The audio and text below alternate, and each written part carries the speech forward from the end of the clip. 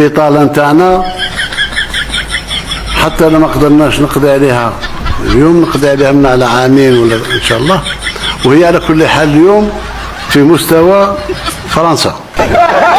الدول الاوروبيه بدات البطاله تطلع فيها لان دخلوا في ركود اقتصادي، وحنا رانا في نمو اقتصادي. لان الفارق اللي كان بيناتنا هما صبحت دولة عجوز وحنا صبحنا دولة شابة. وما عندناش البطالة كيما هما، وراكم شفتوا اللي عم يتبعوا اللي يسموه، يعني ما عدا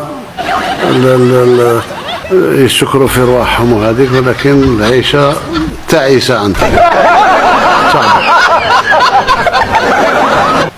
عمرهم ولا كانوا يظنوا أن الجزائر أحسن دولة واستقرار وإمكانيات وجامعات تنشط و250 ألف جامعي يتخرجوا.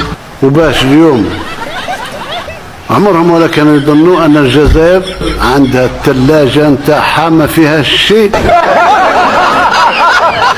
أحسن دولة